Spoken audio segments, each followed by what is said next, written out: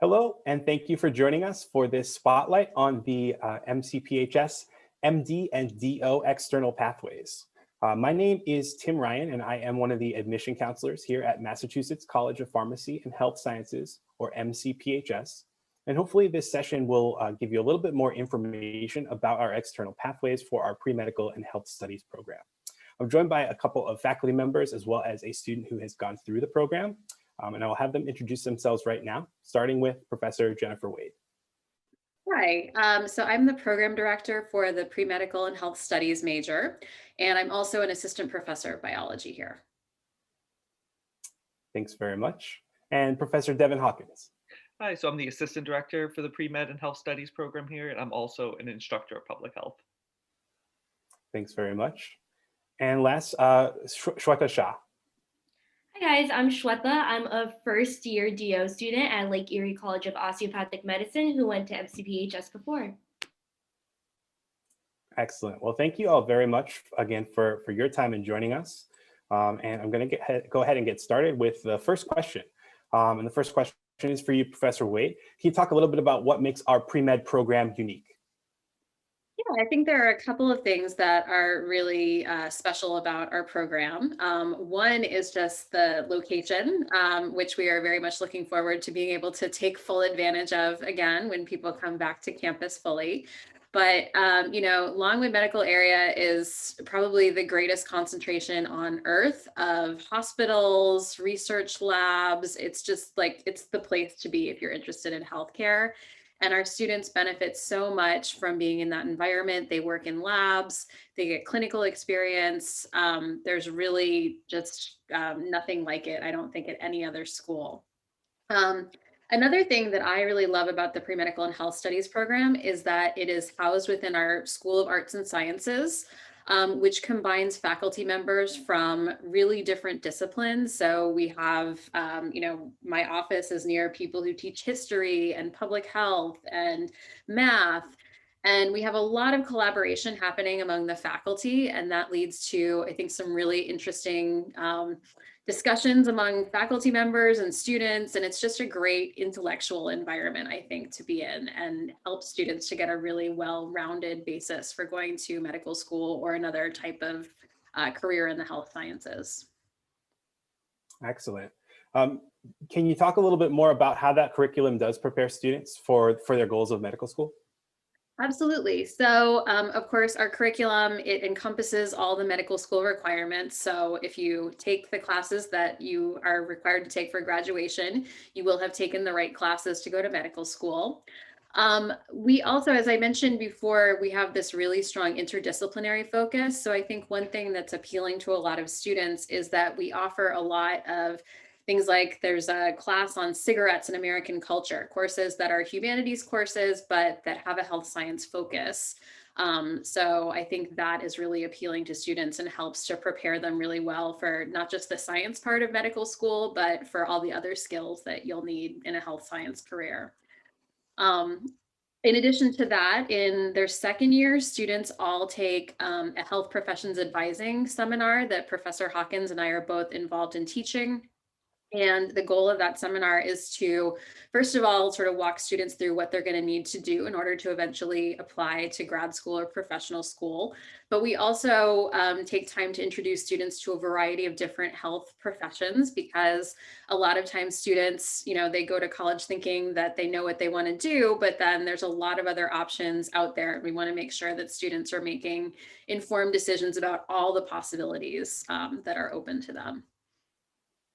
Awesome. Shweta, I wonder if you have anything to add about maybe your experience having gone through the curriculum and how you feel it prepared you for your next step.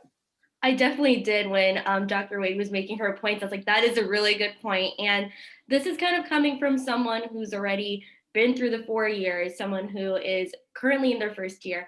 That like location. I'm pretty sure you've heard it so many times in these meetings and through your advisors, but it's so key. Like coming to LECOM and after, just people are wondering what they're doing with summer. And I was like, I actually know a few people in Boston still that I can outreach to and see if I can shadow in the area. And that's just putting your foot into the door again into Boston. If you want to open that site up for like your future, maybe residency, it's at any grad program you go to, it's so important to have those connections. So kind of building those in college will be a big stepping foot in the future. And trust me when I say that now, it's a good tip to know. And I absolutely loved living in the Boston area and being that close to all the hospitals. And it just shows like there's so many more opportunities out there. And they know about MCPHS, which is nice. Like there's a lot of alumni who have worked there, a lot of students who are like working there during classes. So we already kind of have a good name for ourselves. So you have a better chance of getting that opportunity that you would want. In respect to the curriculum, I love how you mentioned cigarettes in American culture. It was one of my favorite courses. I loved that tying in of humanities with the science. And I don't think that's like emphasized enough in other campuses, in the sense that you would probably be taking those humanities courses, but it's not like directly tied into the health science aspect itself. So when you are kind of going into any grad program, it's nice to have that background because it gives you more of that humanistic quality. You can't really teach any of that in any sort of way, but these classes do help you like foster like a new understanding of it, which is really nice. And the second year course, the health professions advising, I thoroughly enjoyed that course. I already knew I was going to DO school, but it's just so nice to know like science is not just like med school, you know, like, and I think a lot of people have that association, and they go over each pathway and like talk about the different pathways that you can be in. And it's just like eye-opening as well, and kind of brings in all like the healthcare like professionals together into one. And I remember from that course specifically, like we had like the PAs talking to like the PA students who wanted to go to PA school, the DO students who wanted to go to DO, and like all of us working together. So it just really emphasizes like in the future, like that teamwork that's so necessary. And a lot of schools don't have that. So I think like after being here for a year, it's just like looking back and all these qualities, it's really special, and it does help out a lot. Awesome. Thank you so much for that, Shweta. I'm going to hand it over to Professor Hawkins. The next question is about the faculty coaching, mentoring that's available to students who want to apply to medical school. Can you touch a little bit more in depth upon what's offered to students in terms of mentoring and coaching?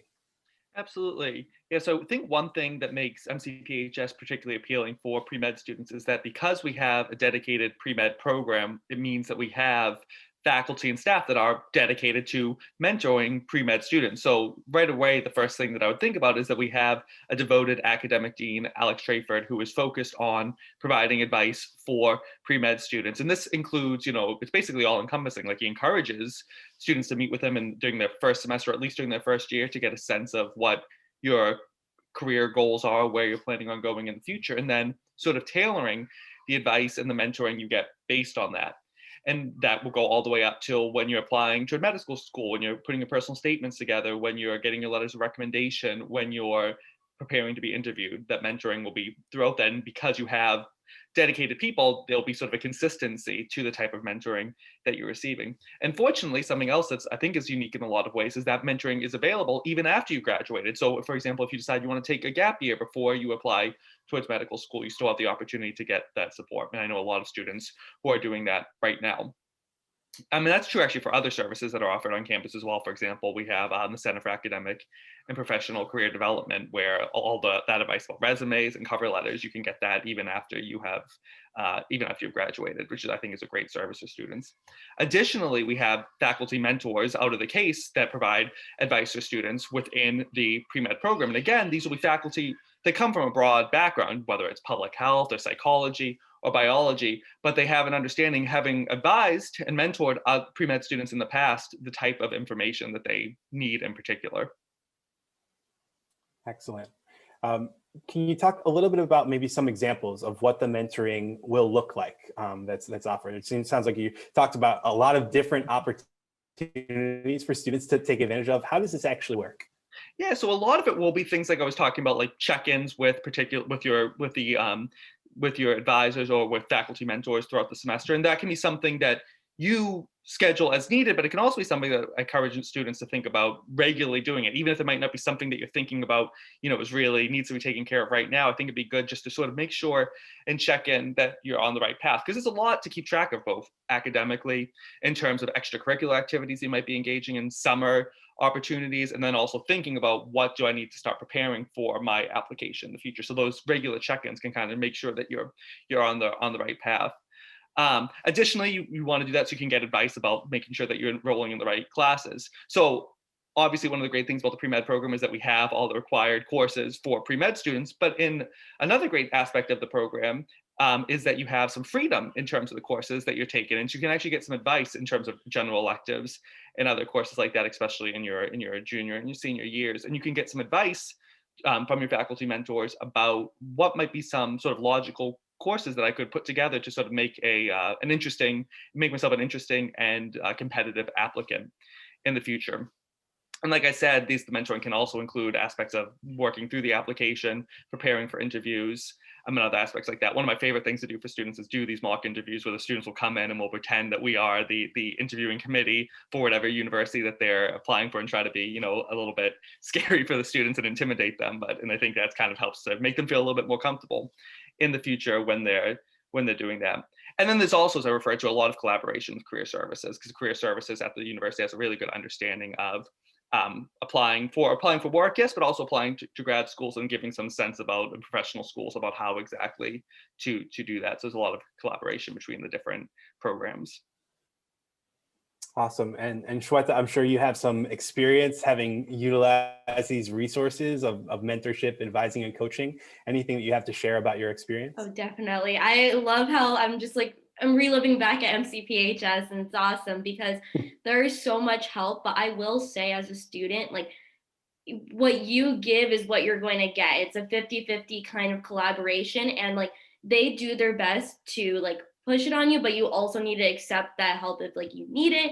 And even if you don't, like, great resources for me, like, I definitely refer to CASE a lot, just to see and this was a major pro for me in choosing MCPHS, is that we already had the pre-med curriculum built. I didn't have to worry about like which classes I was taking, which ones I wasn't, but that flexibility in choosing like which humanities, which social sciences I wanted to do was awesome, which advanced bio electives. And like, I would go to CASE a lot because my advisor was first Dr. Damasi, then Dr. Ellis. And like, I really wanted to touch on that. Like, we have a really great professors at MCPHS, and they're not like just professors. They're working at like MGH, like hospitals in the area, and like they give you their experience and like what they've been doing. And as like a pre-med geek, it's like the best world you can live in. I'm being honest here. And they give the best advice as well, just because they have so many students. And like, this was something from Dr. Damasi, like, a lot of med students like taking these courses, and they refer back, they tell Dr. Damasi, they tell all the doctors at school, like,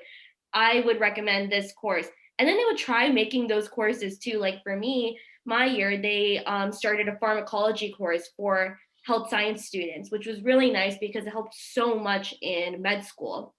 So I love the faculty there. I love the advisors, because when I was picking up my double minor, they emailed me, they made sure I was finishing my classes on time, and they just want to make sure you're doing okay. But like I said, you have to be giving as well. And that's when you're going to get the most successful outcome out of it, because everything is basically planned for you. It's really nice, but you have to show your interest as well. And they'll give you the best opinion based on what you want to do. So for me, I was really interested in emergency medicine at the time and psych.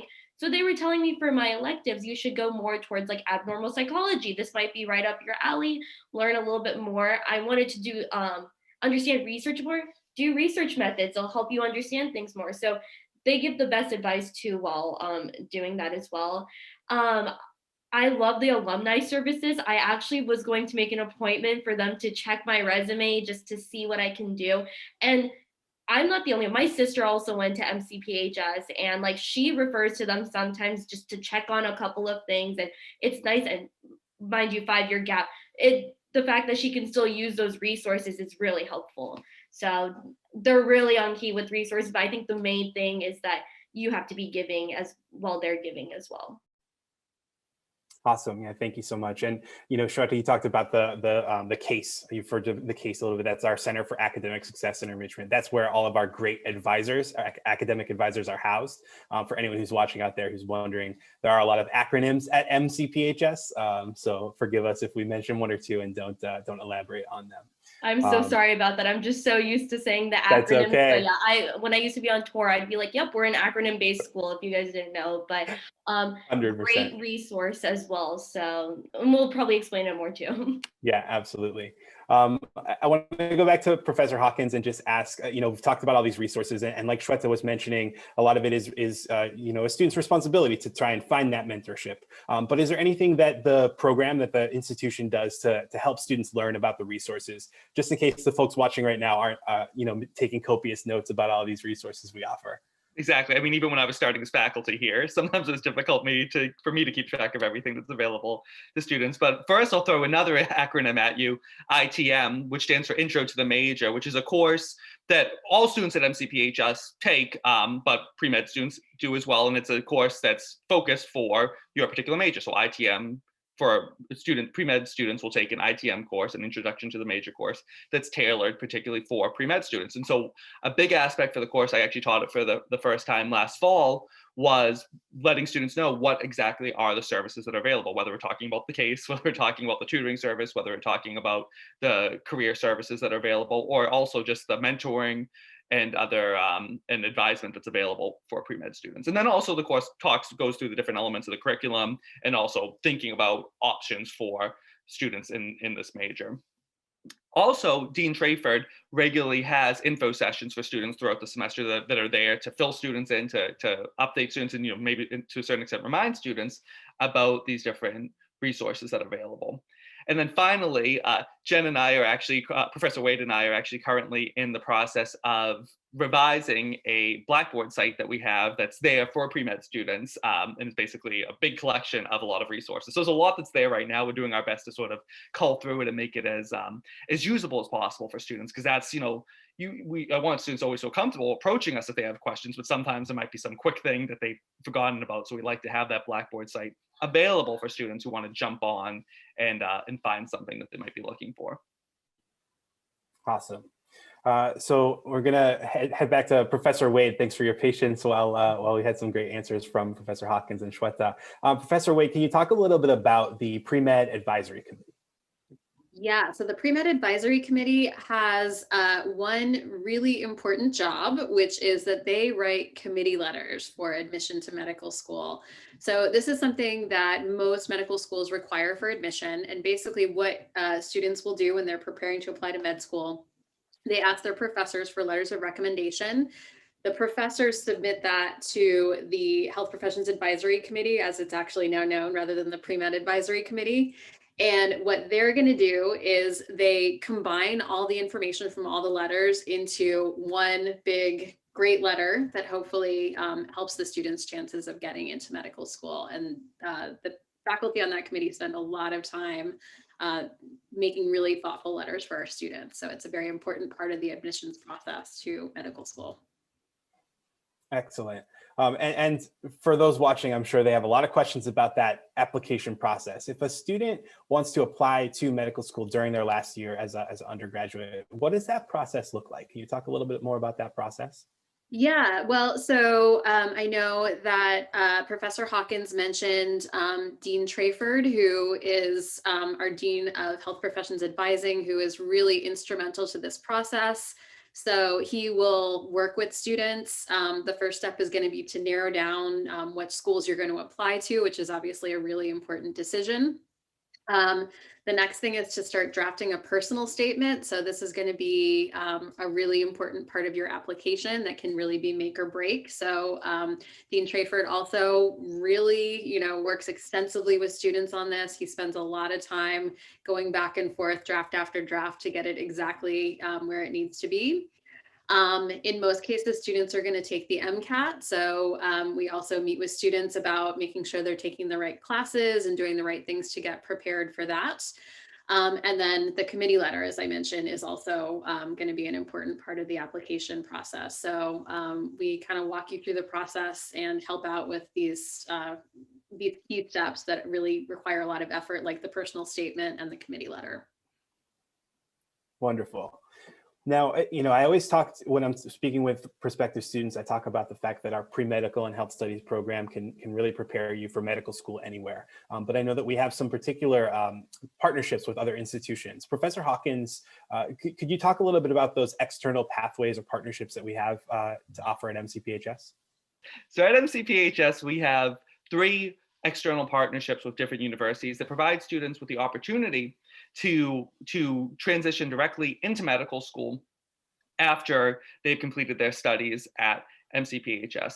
And these programs, they can fall into one of 2 categories. We have what's called 3+4 programs, which basically means you complete 3 years of traditional undergraduate study at MCPHS, and then your 4th year of study or your senior year at MCPHS is combined with your first year of study at medical school. So basically you get your credits for your senior year while you're in your first year in the particular program. So that's the 3+4. And then the 4+4 is just you complete your undergraduate education at MCPHS, and then you go on to complete 4 years of study at whatever particular medical school you go to. And so there are 3 particular schools that we have. There's LECOM, AT Still, and then also SGU.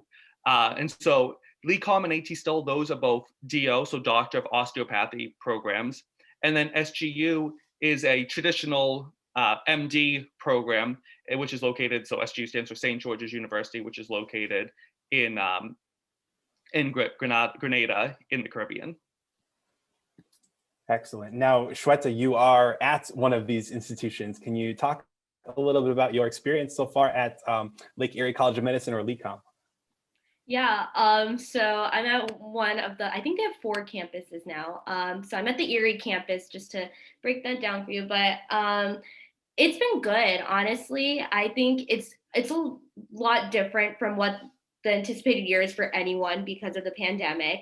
But I think they did a really good job at trying to adjust with like the situation itself. I also just kind of want to quickly break down. I just didn't know if the students who are watching understand the difference between DO and MD, just to give a little rundown. So DO versus MD. So you have Doctor of Osteopathic Medicine, and then you have Medical Doctor. And the main thing is you're learning the same thing, if I'm being honest. Like, you guys are all applying for the same like residency. By the time you guys are actually applying for medical school, I'm the first year who's going to be getting like more of like the combined residency kind of experience. So everyone applying for the same thing. But the main difference is like the holistic care, I would say. We do a lot of OPP. So that's like the osteopathic principle itself. And it's really cool just after doing lab and just tying everything together. And I think you'll have like a better idea of what like the holistic aspect is, because obviously like DO, MD, everyone's gonna be looking at like the body as a whole, but it's just like understanding little parts of it, and then definitely more of an emphasis on the musculoskeletal system if you're in DO. But otherwise, same thing, same opportunity. And if you have any more questions, feel free to email out and I can like break it down more. But that's the most simple explanation. As of LECOM itself, it was actually really, I don't want to say like easy process of kind of transitioning, but it was really smooth just because both schools do a really good job at communicating with each other, that there's no confusion of like what you need for like the next step. And at MCPHS, since I would say about like 75% of it's handled it for you. And like LECOM tells like the main advisor, like, hey, these are the classes like the student needs. And that's when your main advisor comes in just to make sure you're on track, finishing these classes on time, and that you're good to go for LECOM. So everything is a pretty smooth process. I am a 4-4 student, just wanted to break that down. 3-4 is a little bit different. There are some students who just try to finish like as many courses as possible and like go about that way. But your 4th year, as Dr. Hawkins was saying, it's kind of like that intermediate year in a way, where it's like your first year at like DO school and then you finish and graduate and then you come back. But that's just dependent on preference. But otherwise, 3-4 versus 4-4. I have a few 3-4 friends here who are from MCPHS and they're doing just as fine. So that's a good thing. But yeah. Excellent. Thanks. Now, Professor Wade, can you talk a little bit more about these partnerships? So what are the advantages? How can students benefit from these external partnerships that we have with these other institutions? Yeah, I think probably the biggest benefit is obviously medical school is extremely competitive, and we do have reserved seats for qualified students through these pathways. So it can give you a little bit more peace of mind if you're accepted into these pathways, that it gives you a pretty big admissions advantage in terms of actually being able to go to medical school. We have, of course, the 3+4 pathways, which mean that if you do want to get out there really quickly, you can finish a little bit faster in that way than you could through the traditional process of finishing college and then applying to medical school.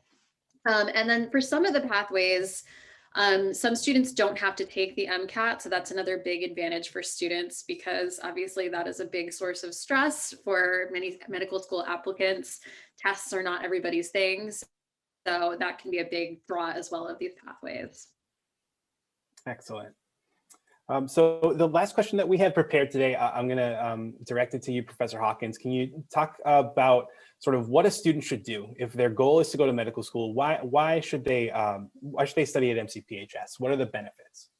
So I think a lot of the strengths of studying at MCPHS have really been covered over the course of this discussion, but I think it's important to sort of reiterate them to come back to it. So I think one of the biggest advantages of studying at MCPHS is, as we said, the location. That I've known students who have done a lot of different work in the Longwood medical area, but just in hospitals and research institutions in the Boston, greater Boston area in general. So this includes getting firsthand patient experience at some of the hospitals, engaging in research at the different hospitals. And so those are advantages that are fairly unique to MCPHS. As well, because we have a dedicated pre-med major, unlike most schools, we have faculty and other advisors and mentors that are there with a particular focus of preparing students to go on to medical school in the future. Excellent. And now, Shweta, any last tips or recommendations from you for any students who are potentially considering this program at MCPHS?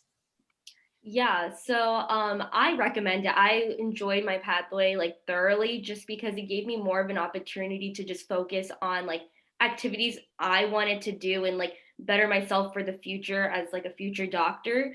So that really helped me a lot. I feel like I went like on like a really good journey here, and I think Boston of all places is such like health science hub.